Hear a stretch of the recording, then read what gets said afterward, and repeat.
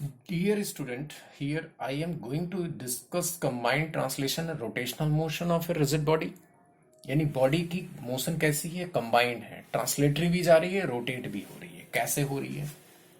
Just like ऐसे समझिए, ये बॉडी है कोई, ये ट्रांसलेटरी भी मूव कर रही है, सेंटर ऑफ मास की वेलोसिटी भी है, और सेंटर ऑफ मास के अबाउट ओमेगा एंगुलर वेलोसिटी से भी बॉडी रोटेट कर रही है. ठीक है. या फिर मान लीजिए कोई रॉड है जस्ट लाइक, और किसी इंस्टेंट पर ऐसा हो रहा है इसके साथ, ये सेंटर ऑफ मास, यहां भी ये centre of mass he obviously, इसके पास ट्रांसलेटरी वेलोसिटी है, इसके अबाउट ओमेगा भी है इसके पास.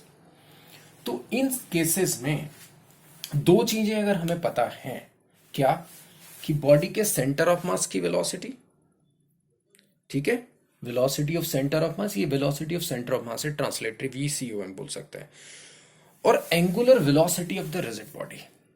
ठीक है, angular velocity of the rigid body. दो चीजें अगर हमें पता है कंबाइंड मोशन में, तो कंप्लीट बॉडी की मोशन को डिस्क्राइब कर सकते हैं. क्लियर? कैसे कर सकते हैं देखिए. अब वेलोसिटी ऑफ, देखिए यहां ये सेंटर ऑफ मास है COM. मैं कहूं कि वेलोसिटी, कोई पार्टिकल मैंने यहां कंसीडर कर लिया, लेट्स से P, तो velocity of particle with respect to centre of mass मैं बोलूं तो क्या लिख सकते हैं रिलेटिव वेलोसिटी के कंसेप्ट से?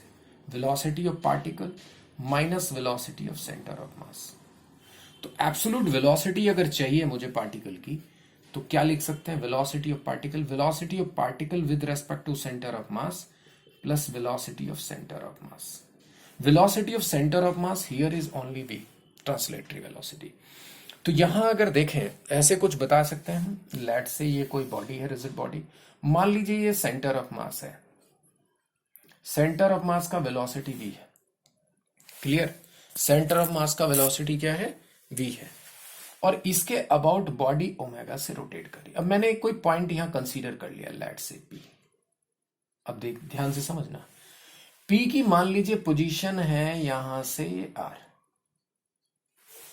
तो P पार्टिकल ट्रांसलेटरी किस वेलोसिटी से जाएगा? V से जाएगा. ठीक है.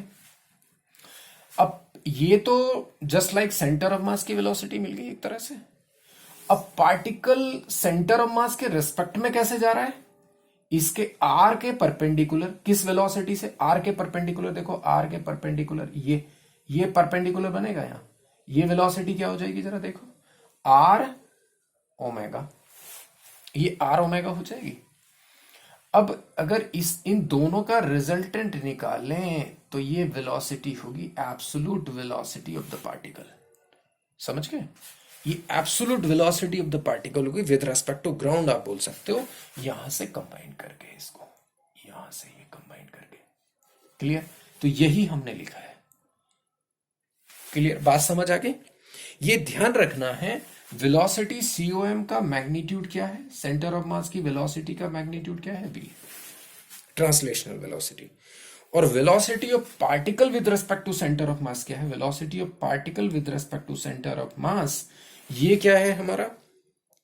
ये क्या है? ये R ओमेगा है, perpendicular to the position of particle from centre of mass. ठीक है, परपेंडिकुलर, या यू कैन से ये जो COM से P की लाइन है हमारी, इसके परपेंडिकुलर, ऑलवेज ध्यान रखेंगे. ठीक है, परपेंडिकुलर टू R वेक्टर. ठीक है, इसको अगर मैं R वेक्टर बोलता हूं तो कंबाइंड मोशन होगी ये हमारी ट्रांसलेटरी प्लस रोटेटरी. तो एब्सोल्यूट वेलोसिटी हम पार्टिकल की बता सकते हैं. अब इसमें अगर मान लीजिए हम देखें कि भाई ट्रांसलेटरी काइनेटिक एनर्जी है, रोटेशनल काइनेटिक एनर्जी है, तो टोटल काइनेटिक एनर्जी पार्टिकल के पास क्या होगी अगर ये लिखना चाहे तो. अब इसमें कोई नई बात नहीं है, जैसे हम ट्रांसलेटरी को हाफ mv² लिखते थे, बॉडी का मास ले लेंगे, half m velocity of centre of mass, translatory velocity हो जाएगी. रोटेशनल मोशन में हम I ले लेंगे. तो इसमें जो है कंबाइंड मोशन में, अगर मैं मास ले रहा हूं मैं बॉडी का, तो हमारी जो काइनेटिक एनर्जी होगी वो क्या होगी भाई? Kinetic energy of the body in rotation, translatory and rotatory motion. तो काइनेटिक एनर्जी होगी, kinetic energy translatory plus kinetic energy rotatory. Rotational kinetic energy. Translatory होती है हाफ एम, ये velocity of centre of mass का square होगा, plus half I, I C O M के across होगा, into omega square.